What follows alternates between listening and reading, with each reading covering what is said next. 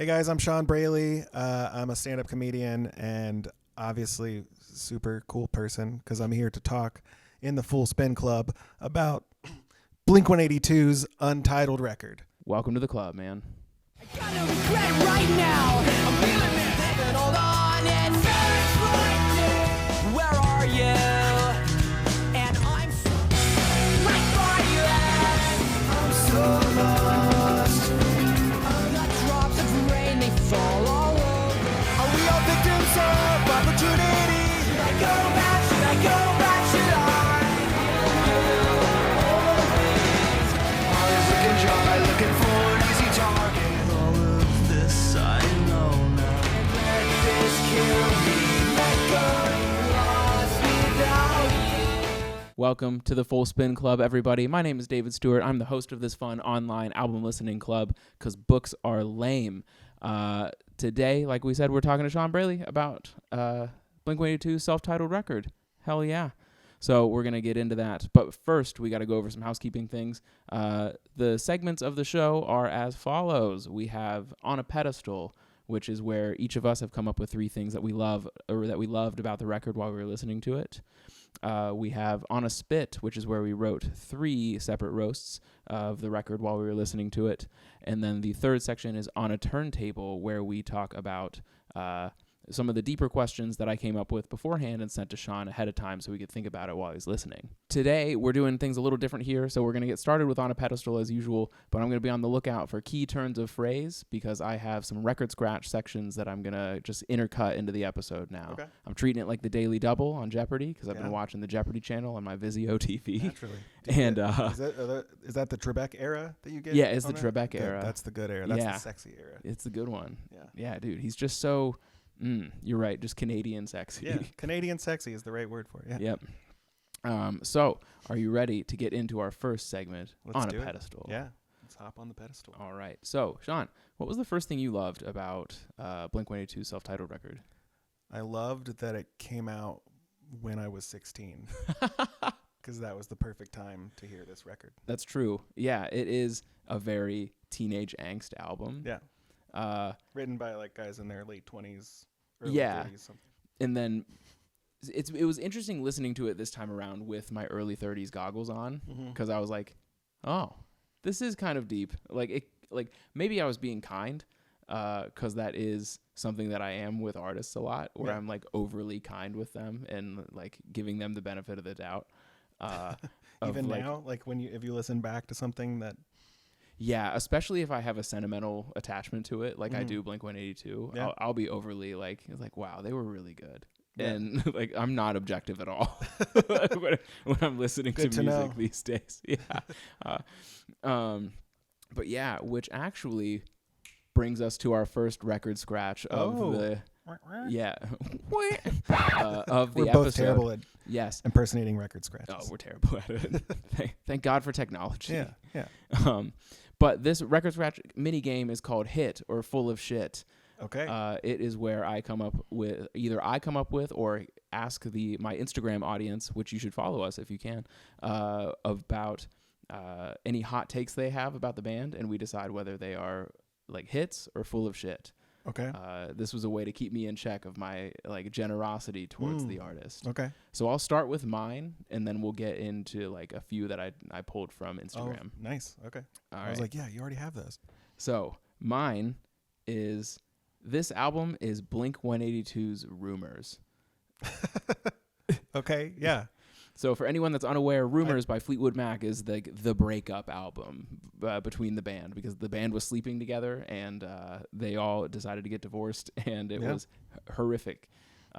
Given that this theme of this album was like broken love and it was just extremely tumultuous to make for this band, I decided that this is Blink-182's Rumors. Hit or full of shit? I think that's a hit. That's a hit. I think that's a great description for it, really, because it's not just thematically, but like you said, like the recording of it was tumultuous, and just the fact that they split up for like 8 years right after this. Yeah. Like, and it was supposed to be this new step for them, and it was artistically challenging. You know, there's a lot of tie-ins, and they were probably all fucking each other. Like, Yeah, they were. yeah, we all know that part of the story. I have a secondary point to this hitter full of shit. Okay. To this specific one, I decided to say that so the fact that this album is Blink-182's Rumors, I think it stands to reason that the song Go was written from the perspective of Travis while watching Mommy Mark and Daddy Tom fight in the studio. Yes. That's Now my qualifier. It all makes sense, yeah. That's my qualifier. He's like, I'm witnessing domestic violence. And he's just sitting there being quiet. Yep. But he's just, yeah. So you tell me, internet, hitter full of shit on that second point. If Travis was writing Go from the perspective of a child witnessing domestic assault. I think that one's a hit too, not to just push. Not to sway anyone's listeners. Yeah, votes. Tell 'cause me I in the know. comments, you know. All right, so the next two are from Instagram. And so this is more about Blink-182 in general. Blink-182, middle-aged men making music for 12-year-olds who just learned to jack off.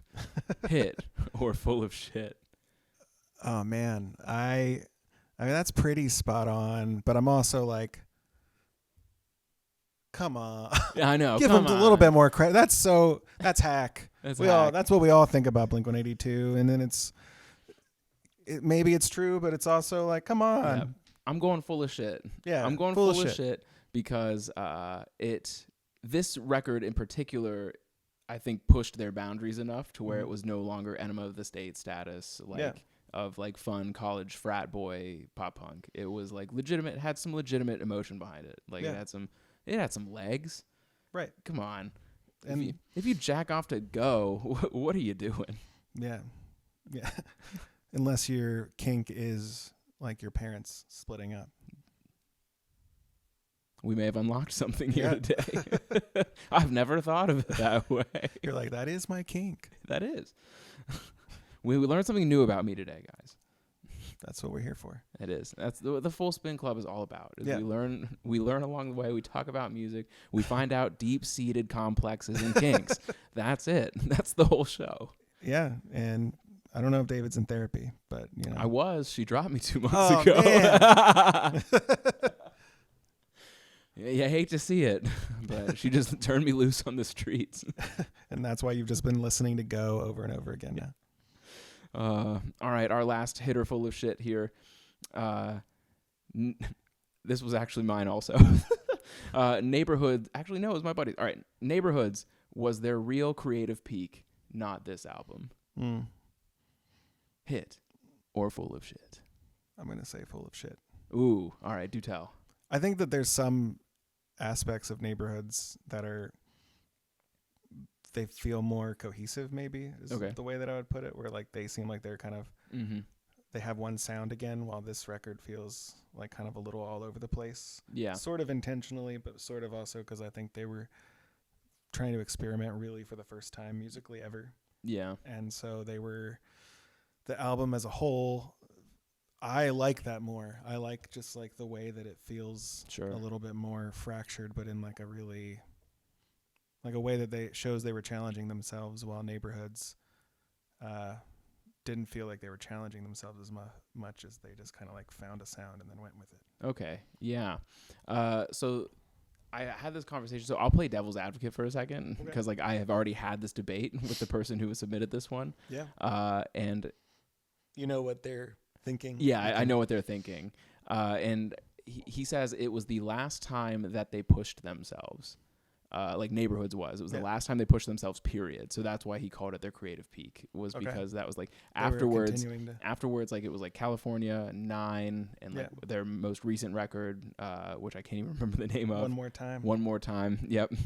And all of those were really cookie cutter and safe because they kind of just wanted to play the algorithm game. Yeah. And so like Neighborhoods was the last time they didn't play the algorithm game. It was like the last time that Mark put up with Tom bringing Angels and Airwaves vibes to Blink-182. Yeah. And so that's why he called it their peak. I disagreed with him. I thought their peak was this record. Yeah. Because it was the last time. It was like the most discordant, which we'll like get into, and like the last time they were really cohesive, and like which is the point, right? It was the last time it was their own element, without bringing in Angels and Airwaves into the mix. Yeah, it felt like Neighborhoods.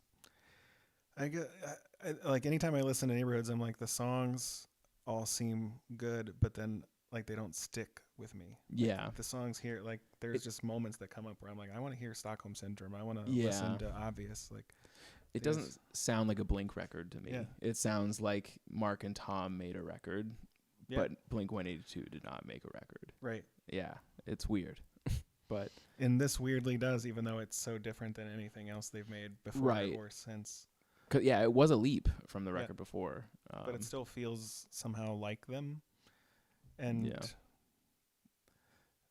I would almost argue the only thing that I feel like is more of a peak, and this is probably blasphemy for Blink-182 fans, but Boxcar Racer, like True. the album by Boxcar Racer is Yeah. like maybe my favorite thing. I mean, outside of this Yeah. record, it's like those are the two. And so but I feel like Tom is the one that gets on my nerves the most at the same time Right. as a band member. Yeah. Like, and like I used to be a Tom hater. Really? I used to be a Tom hater because I was like, man, fuck Angels and Airwaves. This shit sucks. But and then I came around because I realized like after the fact. So after we got like the band without Tom, I started coming back around to realize that like he did bring something that this band desperately needed, and a lot of it was just angst. Like it was like angst, Yeah. and or it was like being annoying enough to like cause cool things to happen. There's the tension that comes from that a little bit, maybe. Yeah, And like, and because like wasn't there. I felt like Matt Skiba was kind of like a yes person to Mark, and like I think Mark had too much creative control, like in like the it later sounds records. very like plus 44, like it has like a lot of Mark's sound. Mm-hmm. And like all the ones that like Matt Skiba got to like experiment with, like all the tracks like on California, you could tell were Matt's, and Yeah, they sounded a little bit like Alkaline Trio. Yeah, like a more highly produced Alkaline Trio or something. Right. Like, if Alkaline Trio had Blink money. yeah. Like, Yeah, that's exactly what they were. Yeah. yeah. So, all right, I will. I mean, I'm going full of shit, but Yeah. because Neighborhoods was fine, but Yeah, I but think you're it's not grading them on a peak. weird curve, person. Yeah. You know who you are. Person. You know who you are. I'm not going to call you up and I'm not going to dox you, but Yeah. you know who you are. Yeah. If you were doxxed, it would not go well for you. Yeah. Because People we got the Cincinnati comedy scene Yeah. has nothing but killers, dude. And the views that they have on Blink-182 albums. Are in this room right now. Yeah.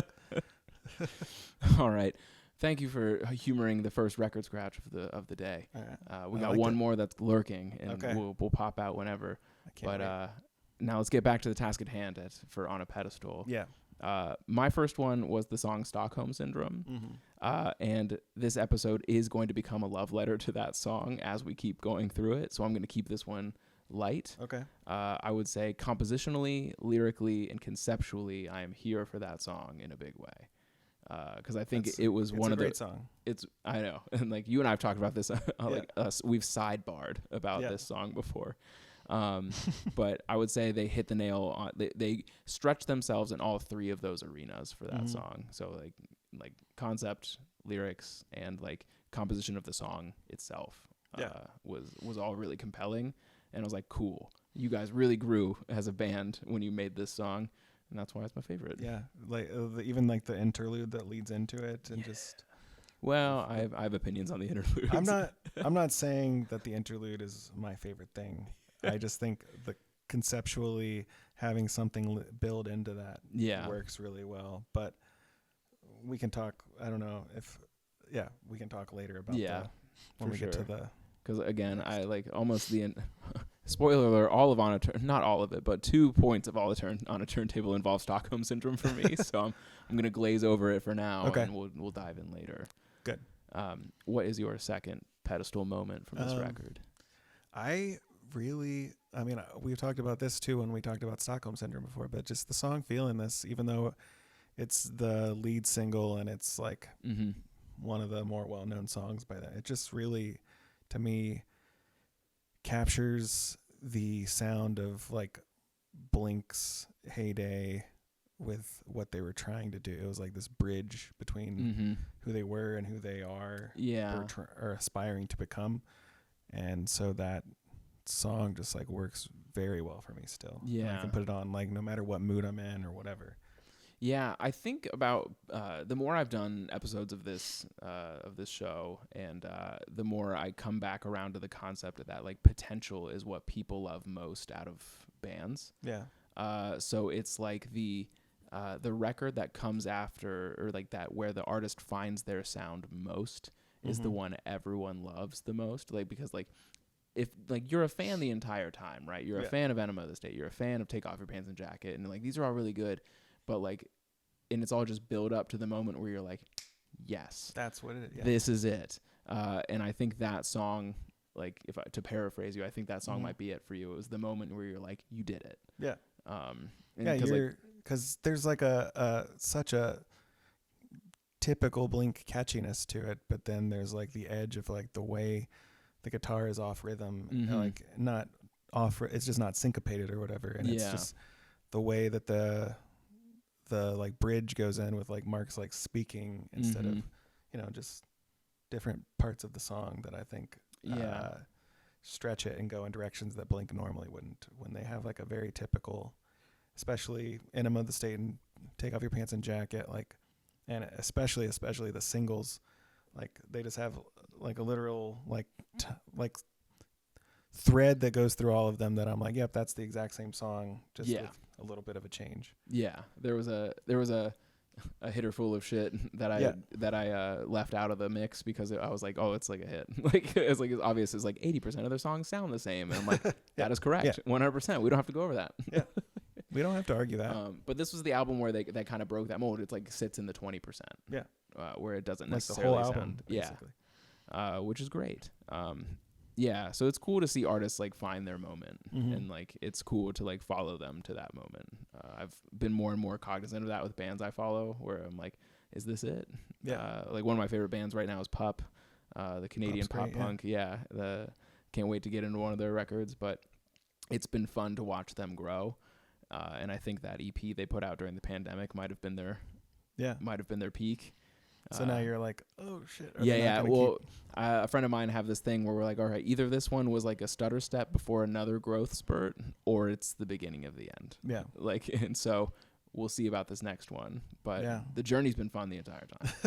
Yeah, and you could still enjoy it. Like, I'm sure that's how I feel with Blink now. It's like I'll listen to the newer records, not as much, but I'll listen and I'll be like, all right, it's Blink-182. I'm like catching up with an old friend that I don't hang out with as much. Right. Is what it feels like. Yeah, we can reminisce. Yeah. This is nice.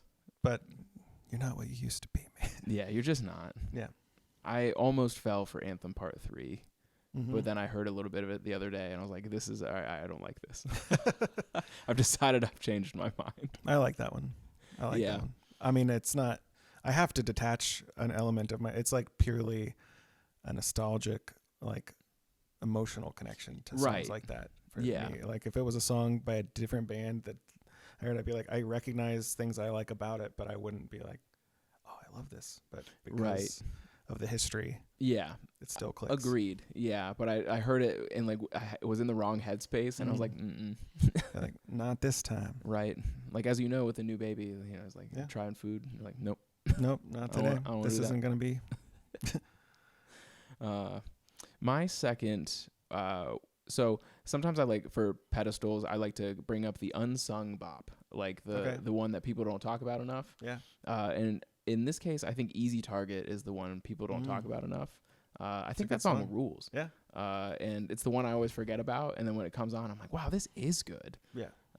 And so that's my second pedestal moment, is just Easy Target. It's just a good song. It is. And it has some of that classic like Mark sound to it, but it also again stretches them a little bit.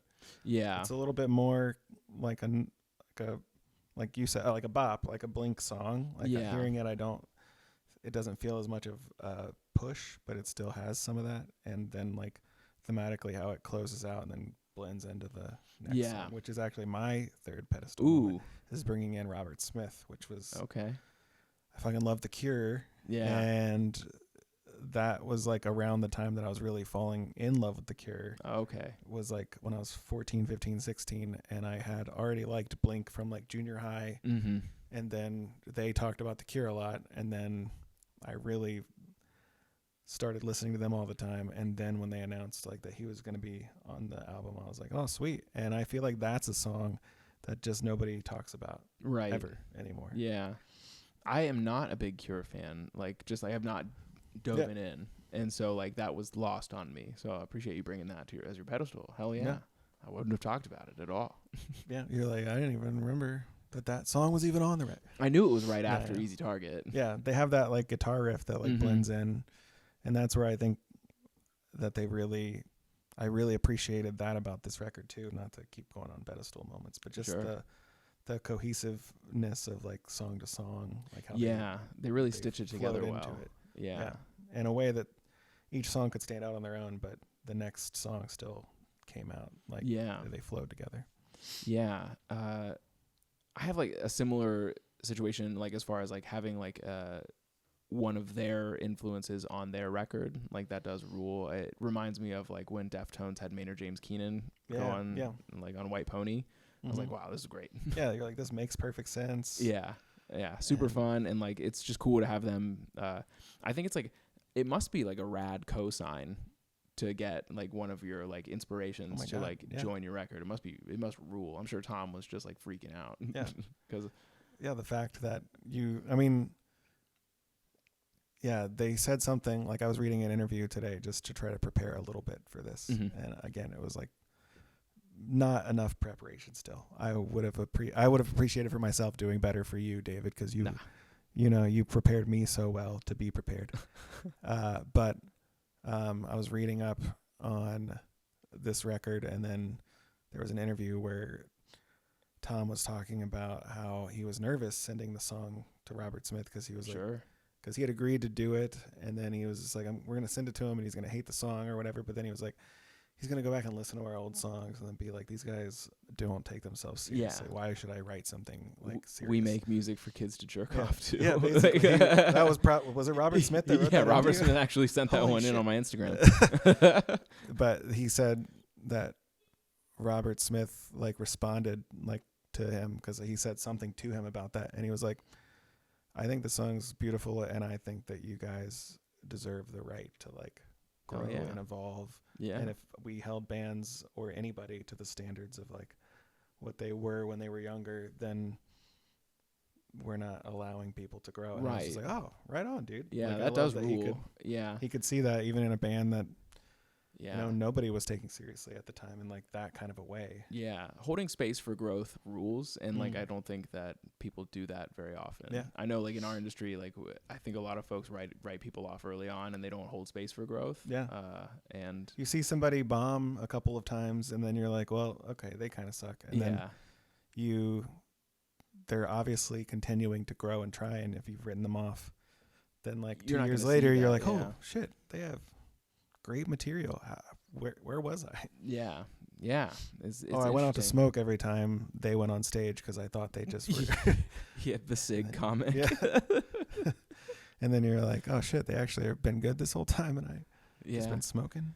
Now that you say that, I guess there's a couple that I'll stay in the room for just to give them a shot, just to see where they're at now. Then I'll give them another year. Yeah, then they're not there. Yeah. You're like, I don't even smoke cigs, but I go out. I don't smoke either. I definitely step out for some comics. Like, I just need a fresh air. That's what it is. Yeah, I'll like go hang out and just like, the evening. That's all I needed. Yep. It's like, and it just happened to be 5 minutes, which is what his set was. Yeah. Oh, whoops. I needed exactly 5 minutes of fresh air, and I needed to not have to like be like, good set. Yeah. And accidentally say it and then be like, shit. I didn't mean that. I mean, but I don't mean, yeah. Especially if there's like a line of people and then you get the two of them and you're like, all right, good set. Yeah. We're all saying it now. But then there's times when I've known that I've had a bad set and then people are saying good set to me and I'm like, yeah, I think good set's just like, I mentioned it in an episode before, a good set's the baseline. Yeah. Like where it's like, you did it. That's all it means. You did it. Yeah. You got on stage. Absolutely destroy this open mic. Nope. Like, you didn't tank it. Yeah. You might have bombed, but you didn't like. Yeah. Everything's still alive and kicking. Yeah. You weren't kicked off stage. You just did poorly. Yeah. and then if you do great, yeah, then people are more like They're more Great set, complimentary. Yeah. yeah. They actually have specific things about your set that they Yeah. liked. Good set is like when people are like, "How you doing?" And you're just like, "I'm good." Yeah. It's Yeah, the it's exact like same. there's so many other things that I'm feeling right now. Yeah. Good set. Yeah, good set. I'm going to start saying that at work. Yeah, good set. And then you say it to a woman, and then she's like, "What?" All right. You're thinking ahead. Yeah, yeah. You're You don't want to thinking get ahead. called into HR. Hey, what's up? Nice set. Good set, Yeah. Barbara. On next episode, we go through how I got fired from my job and how I can no longer afford to do this. Yeah. So you guys, Patreon, come on. Yeah. For my last one, I have Go. I already mentioned it. But more specifically, I love the anxiety behind this one. Mhm. Like I think they did a really good job of making like that sort of like the anxious vibe of like almost leaving your father like in your like home. Yeah. And like I think it's high key tragic. Yeah. That song is like about domestic disputes and whatever, but like they really managed to paint a good picture of what it feels like to be in that heightened state. Yeah. And I think that is rad. Sometimes with music, I get too into the lyrics, but oftentimes like you can actually feel something from a sound. And that's what I picked up on this one the most. I was like, oh yeah, this is like a very anxious It has that guitar anxiety run. to it. Yeah. Yeah. And I think that rules and shows growth in there. Yeah. Like they were Even though intentional it's with like- a feeling. Even though it's like still one of the more like Blink sounding songs, Mhm. like it kind of has that same pop punk kind of feel, but then it is still able to like infuse the element Yeah. of like thematic tension. Yeah, and just again like the fact that they were even thinking about thematics, Right. You know, That's in the a drastic record. step forward. Yeah, huge step forward. Yeah. Super fun to see. Yeah. So yeah. Do you think that we, because of what they made before, that we give them more credit for, like, we're like, it's like if a child does something Right. cool, but it's like, yeah, but it's not like actually great. But for Yeah. a kid, that was really good. They did set the bar low to Yeah. answer your question. Yeah, they set the bar low. And I like their older stuff before Right. this, but it is, yeah, in terms of artistically. Mm-hmm. low. Well, they probably could have coasted on the old stuff, right? Oh, They could have definitely, yeah. coasted in that same exact pocket, but I think we're all just proud that they chose not to. Yeah, at like- least for one record. Yeah, and then right back to the pocket. Yeah, a different pocket though, you know, like Yeah. a little bit more expanded. Yep. All right, Sean. I'm excited. Do you have any roasts? Because we have made it to On a Spit. On a spit. On a Spit. I gotta be honest, I forgot to write down roasts. Forgot to write down but- roasts. but- All right. I'm gonna slip my no, but I feel roasts. Can I Okay. still like talk it out? Oh, with you? talk it out. Yeah. For sure. My first one is the way that Tom says most words. That's such an amazing answer. Would you like to know why? Why? Because it brings us to our second record scratch of the Yeah. episode. What? I was just I needed Tom's voice to be brought up as a trigger. Yeah. But this is about Tom lyrics. The name of the game is called Wrong Tom Text. Wrong Tom. Okay. Yeah, Wrong Tom Text. So it's a game, and so I'm gonna reference Tom lyrics in the totally wrong context, and you're gonna try and guess the song Okay. that I'm referencing. You're gonna reference them in the totally wrong. So like in a totally wrong context. So, and you get a bonus if you tell me what the lyrics that I'm referencing are. okay. All right. So for like, I'm gonna do the first one as an example. It's gonna be pretty easy, and they're gonna get a little tougher. So the as we first go thing on. I'm saying is the name of the song, the name of the song, and then the second thing I'm saying is the specific lyric I'm okay, referencing. Gotcha. Yep. Cool. So the first one is Tom is insisting he doesn't want his chicken pot pie seasoned that way. What You said lyric? this one's gonna be easy. Yeah. I'm already like, and this is from this particular record. Yes. Dude, maybe I'm not smart enough for this game. It or is something. the most famous Tom lyric off of this record. I know, and I'm blanking. It's something about right. Like, Yeah, no, you're in the right song. So you've got that part right. Name the song right now. I miss you. Okay. Perfect. And what Now. are the lyrics? Why am I blanking on the lyrics? I intentionally pressure. skipped that song. Oh yeah. I listened to like 'cause part it's of it memed just so to like much. get the vibe, and then I was like, all right, Yeah. I know this song. I'll read the clue again. Tom is insisting he doesn't want his chicken pot pie seasoned that way. Mm.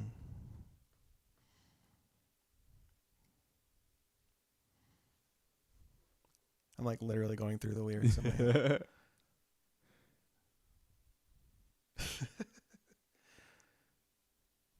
Don't waste your time on me. Hey, you got it. Yeah. I So- had to literally go through the Yeah. lyrics from the beginning. Don't waste your time on me, he says to the person preparing his chicken pot pie. That's amazing. Yeah, so are we understanding the game a Yes, little bit I better understand now? the game yeah, now. Yeah, all right. Because the second one is... all right, yeah, these get tough. Damn it. Yeah. Tom is finally reunited with his childhood stuffed bear after coming home from tour. Mm. I want to hold you. Is it from Always? Yeah. Nice. All right, hell yeah. To hold you, kiss you, touch you. Yep. Always. Yep. Reunited. Mm. And then the last one, he is an Uber driver dealing with unruly passengers, but finds the shit show entertaining. Uber driver, unruly passengers.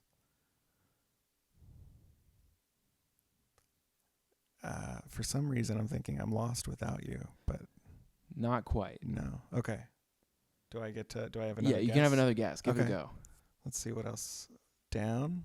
Nope. I'm just going through One all more strike. We'll Tom do it songs. Family Feud style. Violence. Nope. This one is Feeling This. Feeling this. It's Where do we go from here? Turn all the lights down now. Smiling from ear to ear. So he's enjoying the shit show. Yeah, he's enjoying it. Yeah. So that's Out of Tom Text. That's our last record scratch of the episode. That But was congratulations. That You was did fun. well. You got the first two right. Yeah, barely the first one. For some, I mean, I Miss You, but I was really struggling on. Yeah. Well, Out of Tom Text was a new I like it. style of Anytime Tom DeLonge comes up on the show, you should do it. game. Out of Tom Text. Just if his name comes up. Yeah. We'll be doing a completely different Yeah, people are record. like, what? I'm like, and that brings us to our to our third mini game, Out of Tom Text. And they're like, Tom? Who's Tom? He's not. There's no Tom in the band. This is Bare Naked Ladies. Yeah. I don't know. There might be a Tom in the Bare Naked. I feel like there's like we're talking about Tom Sawyer by Rush. And I'm like, Out Yeah. of Tom Text. Ah. All right, so you did it. You triggered the game, and you were talking about Tom's you were voice. roasting Tom's lame voice in a lot of the songs. Yeah, and specifically, and I Miss You. Yeah. It's like at its worst, obviously. Yeah. And it's been memeified enough and everything, but that's Yeah. just my the part of the album that I'm like, this is Yeah, it's cringy been now. it is cringy now. It when something gets memed, it never really comes back. Yeah. And well, really, and this was kind of like my second roast, but I didn't want to skip ahead. Okay. So should I let you go first? Yeah, I'll go. I'll do one. And then it's tied to I Miss You still though. Let's Okay. just say that. Cool. My first one is I'm Lost Without You is the last track on the record, and one thing I'd say to it is I'd be fine without you. Yeah, I think that it starts off promising to me. Yeah. But then Tom's, again, his singing his is tough not, voice. Yep. and then the lyrics are so, like it's like he thinks that they're They're he's deep. singing them as if they're emotionally deep, and they're like the most basic. Yeah, it's like that meme of the guy who's like drowning, but he turns out he's just sitting at in the shallow end, Yeah. like in the Yeah. fetal position, like Exactly. But I feel like musically, I kind of like the song. I just Yeah. think if he wasn't singing it, Yeah, maybe. I'd don't be know. fine without it. Yeah.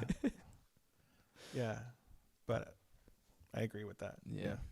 Hit me with your second one about I Miss You is just the fact that Mark thought it was clever to tie in Nightmare Before Christmas to a song written by, like, again, a 30-year-old man. Yeah.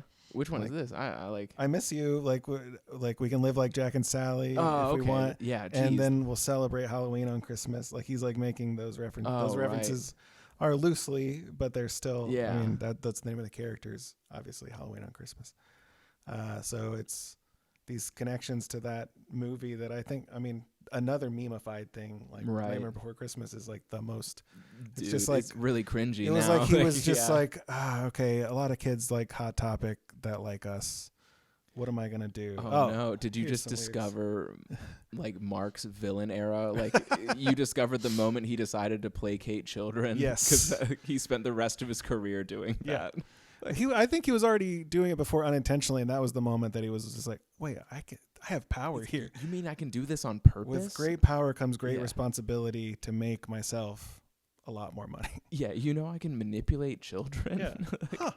It's not that What? hard. Just make a reference to something they like. Yeah. I'll do it forever now. All right, my second one is if the interludes were Tom's idea, I can see how resentment was Mark's only choice. Yeah. That's Yeah. the roast. And then the follow-up is the Fallen interlude has angsty Travis vibes all over it, though. Oh, that like, one's his. That has to just be all him, right? 'Cause Yeah. That's like, It's the classic we'll give the drummer one. yeah. And like, good job, Travis. We'll put this one on the fridge. Yeah. Like And they if do you with just Ringo. have him say down, then we can just tie it to that song. Yep. Yeah. Like it's like I want to do 808s. We're like, oh God, Travis, come on. Stop it. Yeah. I feel like if that song, like the interlude for Down, or do they call it like the Fallen interlude, right? Yeah. If that was just on a different record, complete, like not a Blink record, Mhm. like I might be more into it, but just where it falls, Yeah. and It's it just feels so dissonant to what is Yeah. happening between it, like what it's supposed to be bridging. It doesn't like bridge well. right. It doesn't at all. It's Because what is it? Is the next one Go?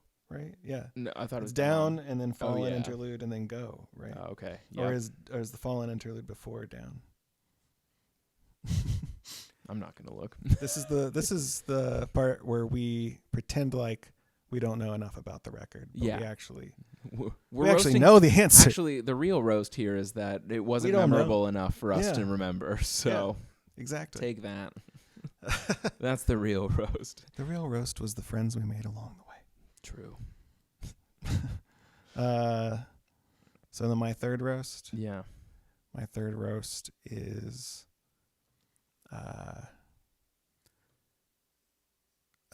Asthenia, like is that how you say it? I can barely make it through Yeah. that song.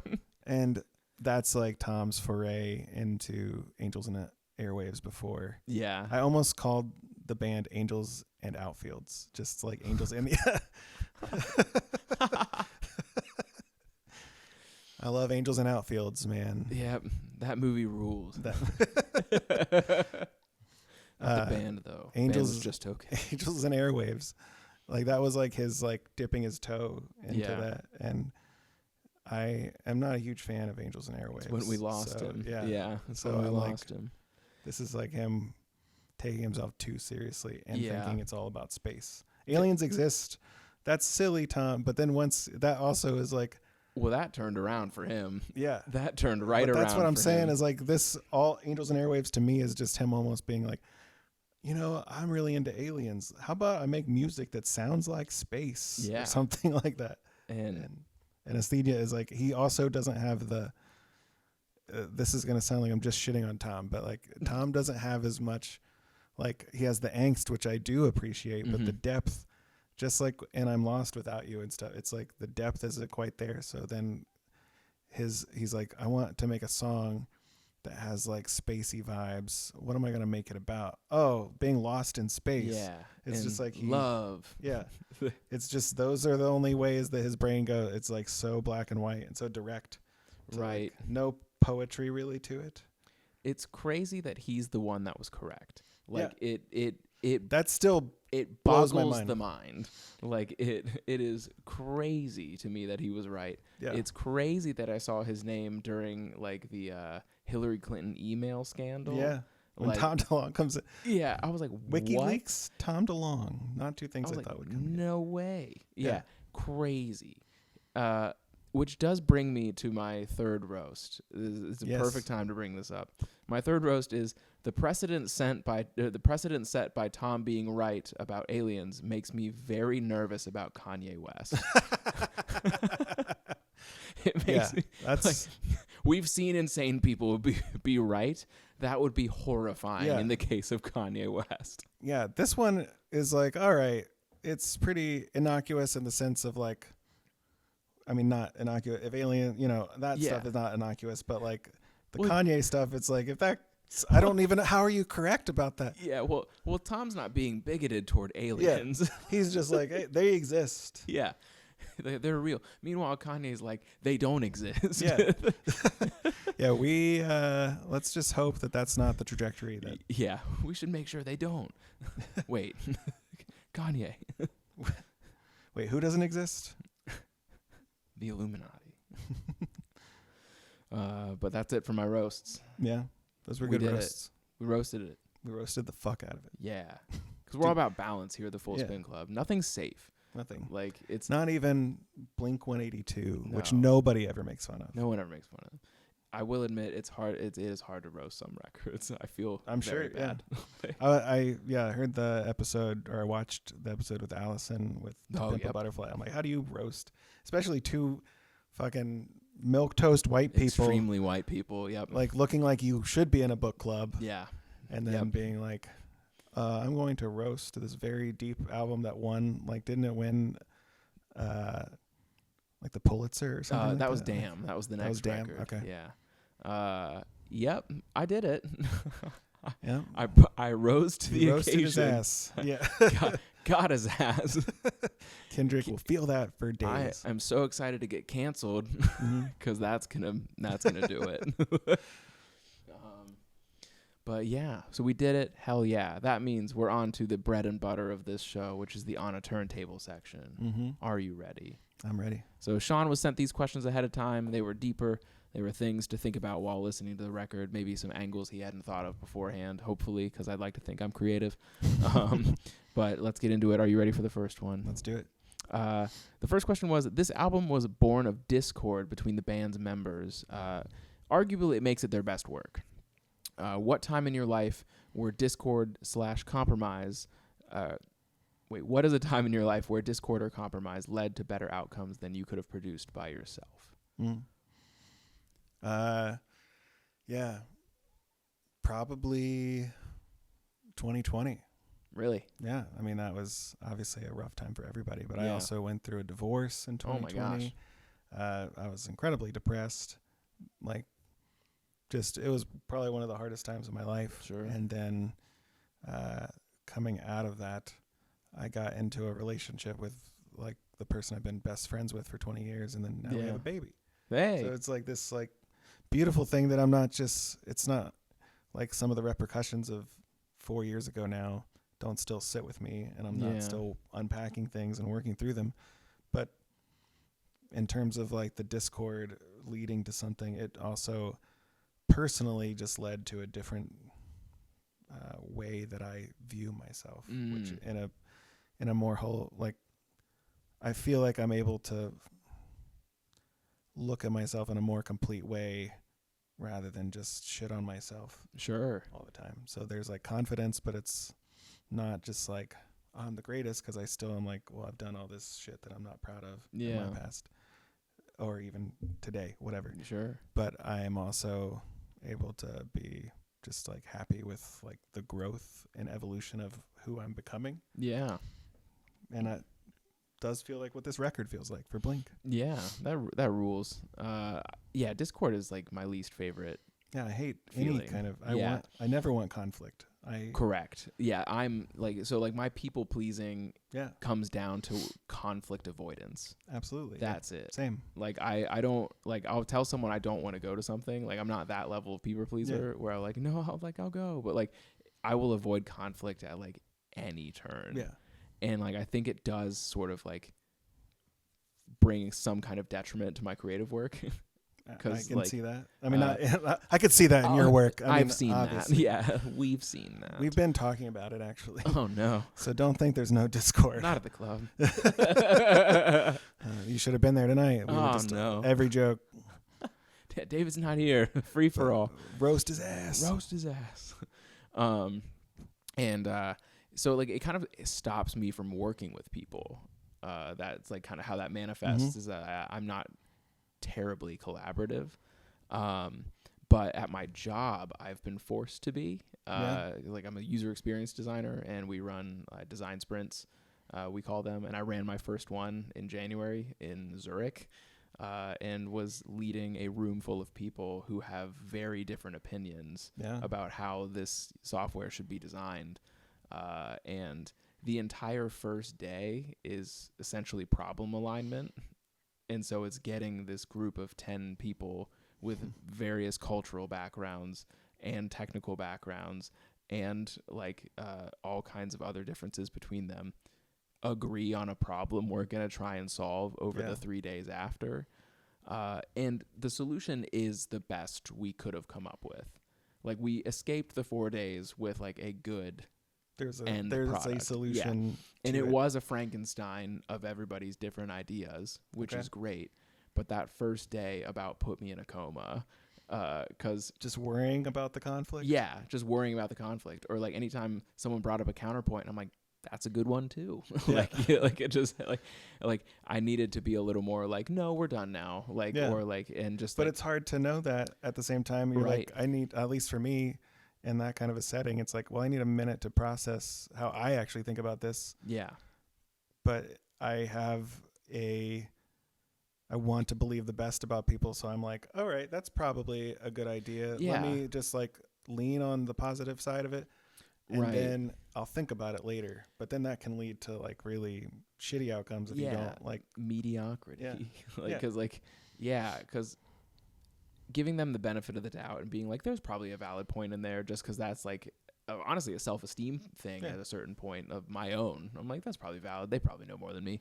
Like, and just like, so having to facilitate that and like watch people argue was like very uncomfy, but at the same time, they're necessary arguments. It's not like these, grown professional, men and women are like coming to blows. Right. But it's like you have to like argue and you have to disagree and you have to like make your opinions known so that the best thing does rise to the top. Yeah. And that, I think we see that in this record a ton. Mm-hmm. But it must have been hell to record. Yeah. Must have been hell. Have you ever seen the MTV documentary? Yeah, I think I've seen at least snippets of it. Yeah. My friends and I, this is, this wasn't like online or anything because it was like before we put every video of everything online or streamed it. And so it was just on MTV and we recorded it on a tape. Mm-hmm. And then we watched the fuck out of it all the time. It was like so inspiring to us because we played music. Mm-hmm. And so we actually took that idea. And then when I was 17, which was in 2004, so like a year after this album came out, we took a week in the summer. My friend's parents were selling their former house that they like rented out. And so they were just going to sell it. So it was like empty and they weren't showing it yet.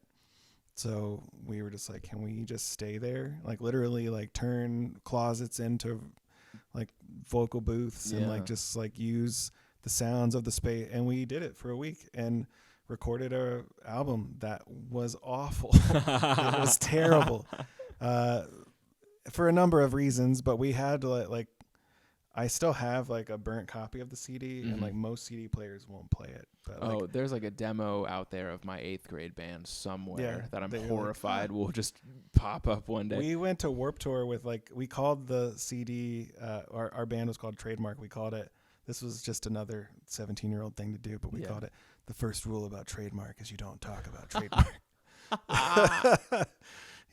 Going from Blink-182, Fight Club. Boom. The amount of testosterone that just erupted from your body is crazy. But I remember going to Warped Tour and we just had a backpack full of these CDs and we were just giving them out to everybody. And now I'm just like I gave one to Pete Wentz. Nice. Directly. This is like before Fall Out Boy was huge. Yeah. But they like had their first record out or whatever. And I just like saw him walking by and I was like, oh, Pete, hey. And like, he probably threw it away. He probably never listened to it, but Pete Wentz might. There's a part of me that, wants to believe he did. He did, and he was like, fuck, I hate our He's like, fans." wow, this is crazy. Yeah. And then he stole so much of our music for their next record. Oh, wow. From Under the Cork Tree was actually Yeah. written by you guys then, Yeah. huh? Yeah. That's crazy. Yeah. Bummer. We just didn't have like the technique or the talent to pull it off. Yeah. You needed Patrick Stump to stumble Yeah. over words. Yeah. Yeah, exactly. No, but it's still like a formative memory of recording that, even though it turned Right. out not good, the recording of it. And it was like, because we wanted to push ourselves. Yeah. We even did things like, it was raining one of the days and we just like recorded like 20 minutes of the rain to like put behind one of the songs. Like Oh, we didn't sure. use 20 minutes of it, but you know, we just did A sprawling 20-minute ballad. Yeah, just with rain. Just by these 17-year-olds. We did have the cops called on us once. Oh, wow. Sorry, I know this is like going off about me, but we did have the cops called on us once while we were there, and the cops came and they saw like all of our instruments and stuff, and they just thought we were the coolest fucking guys. Oh, This is in nice. Blanchester, Ohio. Hell yeah. These cops are like 22-year-old guys. They came in and they were like, "Man, it's like Metallica in here." I was like, "Have you never seen an electric guitar, sir?" No, but they sound cool. Yeah. That's awesome. Yeah. So did you find that there's like Discord during that week with you and your friends? Oh, though? Like, yeah, that was the big other side of it, arguments? is we were Yeah. like arguing a lot just because we all had different opinions Yeah. and about what the songs should sound like, and our drummer was terrible. No. And like that was the thing that really, like, if you have a bad drummer, you just can't do anything right. There was a lot of other, we were off key and out of tune at different points, you know, all Yeah. sorts of terrible qualities to the band, but we, like, at the end of it, we were just like so proud of it for like a week before we realized it was bad. Yeah. You know, when we went to Warped Tour with it, we were like, "This is great." Nice. Yeah. That rules though. I Yeah, don't know. it was a good feeling to have for a little bit. And Yeah. it came out of all that discord and fighting, and Yeah. yeah, Yeah, man. It was probably better than it would have been if you had all like done it yourself. You know. yeah. Like. And also, I learned a lot about the creative process through that, and I was Yeah. able to push myself and challenge myself. Yeah. It's something I'm still learning. Yeah, Like the creative process is something I don't think anyone ever actually masters. It's just something that you do. yeah, That rules, man. Thanks for sharing. absolutely. Yeah, Hell yeah. thanks for asking. Oh, of course. On to the second one. As mentioned before, a lot of folks call this album Blink-182's best work. What are some of the specific moments you heard during your listen where you were like, "Wow, this is a peak moment"? I think that Stockholm Syndrome is probably that, but I knew that you were probably also going I to say was going to that, bring so. it up, obviously. But I think that the build to it for those first like 5 songs, I mean, the interlude we can debate or whatever, but like yeah. this for like building up to that song, I feel like the record just feels like it's just constantly like punching you in the gut. Yeah. And then that song is just like pummeling you, but with like Yeah.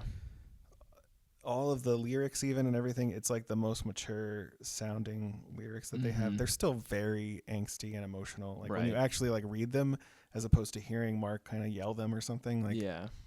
they just sound like, if I just read them in a different, like if I read them as if I was like a teenager doing spoken word poetry, Right. they would probably be a little bit more cringy sounding, but like just the way they pulled it off all together Mm-hmm. just makes it work really well. for me. Yeah.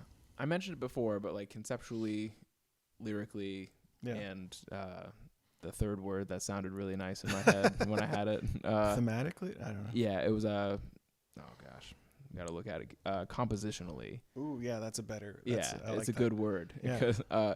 Because my favorite part of that song is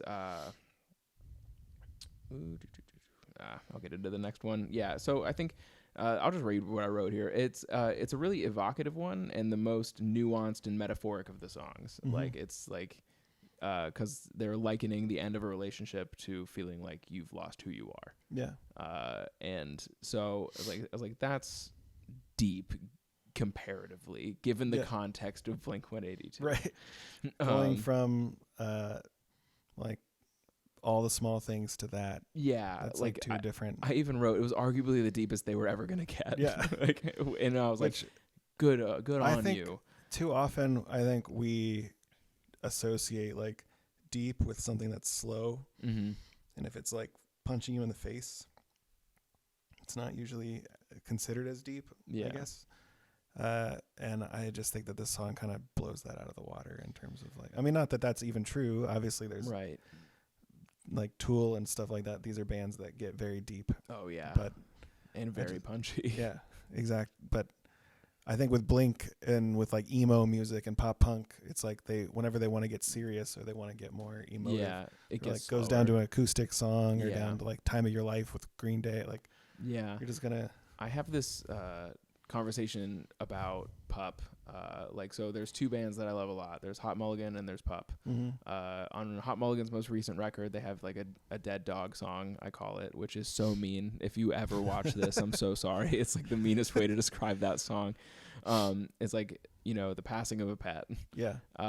Pup has one as well, but they both went very different directions. Hot Mulligan went the way you're talking about, where Yeah. it's just like acoustic, slow, like, you know, like sing-songy. Yeah. And then meanwhile, like Pup went in the other direction with the song "Sleep in the Heat," which is about his dog passing away, and Yeah. it's just insane. Like he's screaming, like it's like the guitar riff is like really like bitter, and it rules. And I prefer Pups because of that. Like it's just a little more like thrashy and just really classic Pup sounding. Yeah.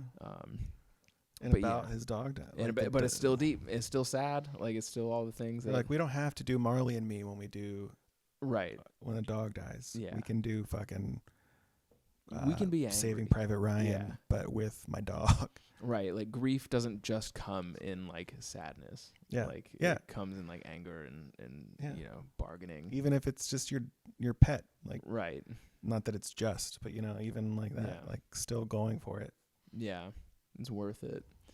And yeah, also like the other thing I wanted to mention is that like with Blink, I think we need to talk about relative deepness because like it's just like the distance they traveled to get from like all the small things to like Stockholm Syndrome is like we can't compare it to people like Tool because they started below Stockholm Syndrome and just sunk deeper. Yeah. No, I like the term relative deepness too because it makes it sound like there's like an equation that we're like working out. Oh, like, trust me, man. If you tasked me with it, I could probably come up with it. Because like my nerddom has no bounds on like really weird niche shit like this. I think that you should, if you could like do that for the pod, you know, just like present it and just be like here's the relative depth of Blink like, and then to Tool to like because the distance from all the small things to Stockholm Syndrome was much farther than from 46 and 2 to to like 10,000 days. you can map the songs together. You got it. I think that it'll probably end up in a golden ratio. Math. Yeah. Sacred math. Tool. The back end of that, my answer is it wasn't high school or college level feelings anymore because that's like how like Enema of the State and Take Off Your Pants and Jacket, that all felt like high school and college. This was like first time I think any of them encountered like adult feelings. Like there was no protection of like those younger years anymore, and it felt really real to them for the first time. And I think Stockholm Syndrome was the first time they tried to like express anything about that with any sort of like intent, with like an actual like depth and emotion behind it. And the rebuilding of your psyche after like a rough adult breakup, because like there's like breakups that happen in like high school and college that are just like meh. They might feel rough in the moment, and then you like a couple months later you're like, all right, everything's fine. But like the adult ones where you started to build a life with someone, and like as you mentioned before in your divorce, right? Like fuck. Like, you're like, this did not go how I planned. No, I have to rebuild not just a relationship, but like myself. My own psyche. So I think this was their first soiree into that, and I think it was very apparent in Stockholm Syndrome. And that was where I was like, you peaked here, dogs. It feels like the album kind of pushes to that, and then it like not comes down quality wise necessarily, but just like starts to go like, okay, let's chill out again. They fade a little. And that's something I've noticed. Like jumps a little bit, like with Go or Easy Target. Yeah. But That's something I've noticed with Blink records in general, that they're really top heavy. Yeah. Like the front end. Yeah, the front end is like really hot, and then like we kind of peter out. Yeah. I the bet back end that seems like something, that they're just like, let's just put all the best songs. Up top. Because like even you said, I'm lost without you. I think that it's just, to use a term that I'm too old to use, mid. But Here's Your Letter. I always forget about that song. It's just like, it seems the like end of the B-side. record just peters right out. You're like, all right. That's why even the song, all of this with the song with Robert Smith, like it starts to, like, there should be more, like there should be something that hits hard after that. Yeah. If you're gonna have like 3 more songs on the record. Mm-hmm. Yeah. But it's like, no, it's just kind of like slowly. Yeah, they lost a little creative steam there. Yeah. There are other bands that do that, I think, but in a different way. I talk about how My Chemical Romance kind of like conceptually peters out. Mm-hmm. The start of the Black Parade is very like it follows that like concept that they were like definitely shooting for. Yeah. But by the end, that concept absolutely falls They're just apart. like, we have these other songs. The storyline is absolutely lost to the ages. Like I was like, where did it go? Like, we hoped that you stopped thinking about this by now. Yeah. I didn't. Yeah. I've been trying to piece it together for years. Cool, man. All right, you ready for our last question of the show? Let's bring it home. Bring it home. Blink had always been known for being pretty irreverent and silly, but had slowly gotten a little more serious with each record leading to this one. You know, I liken it to the high school, college, adults. Yeah. Given the more real emotional elements in this record, what is the track that resonates with you most in a more real way, like resonates to your personal life? Yeah. I would say that there's something about I'm blanking on violence. There's something about violence that there's I guess sometimes I don't even fully know what that song means, like when I hear it. But what I feel about it that still resonates with me is this tension of like saying, sorry, I'm like having a difficulty getting the words out, but like just the fact that he's using this thing that's so awful, violence, and saying that you have me forever, and like he's using these loving language with this really awful thing. And why that connects to me is just like I feel a constant like tension in who I even am, and this dissonance in who I even am. Like, not that I feel violent or that I feel like any of that, but just the way that song is bringing those two things together. Even in like the way he talks through the verses and then sings in the chorus, and it goes into kind of a Blink pop chorus, but he's singing like violence. You have me forever and after. And it just feels like the dissonance that I feel like almost all the time. Just being human. Right. Like just being human, that it can't fully feel comfortable in my own body or feel comfortable in my own mind. And at the same time seeking like love or dependency or connection or whatever. I don't know if that makes sense. Yeah, a bit. Yeah, there's like...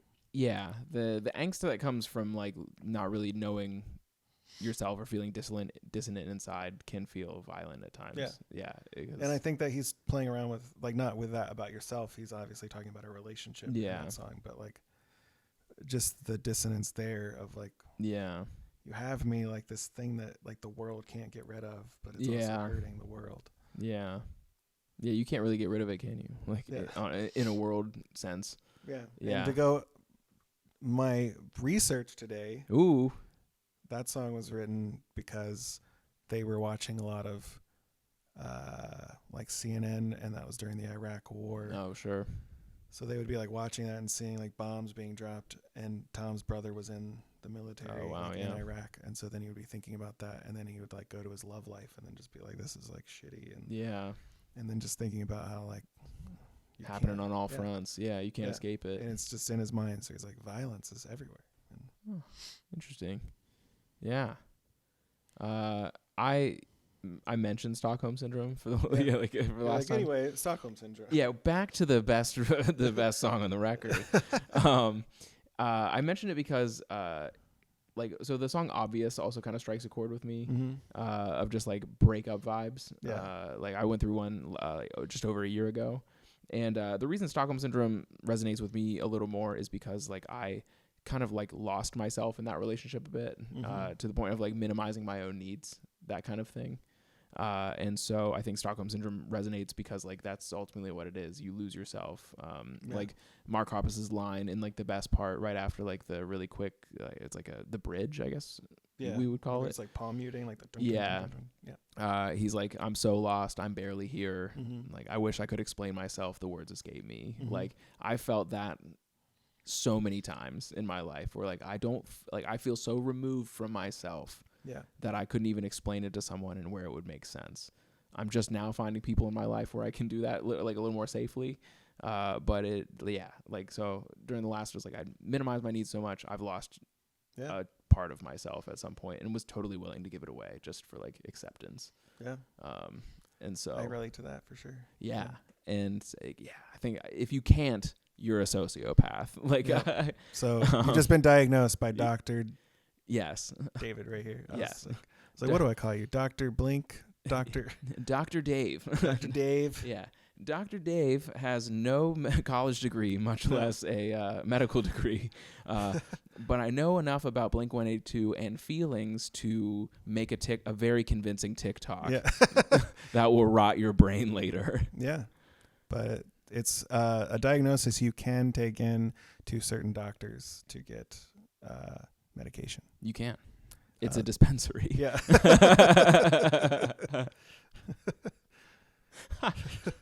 Oh, Dr. Dave sent you. All right, cool. All right. Yeah, here's your weed. Just, like, pull up the TikTok. Like he posted another TikTok. Yeah, all right, here's more weed. Here's more weed. This guy's ruining brains.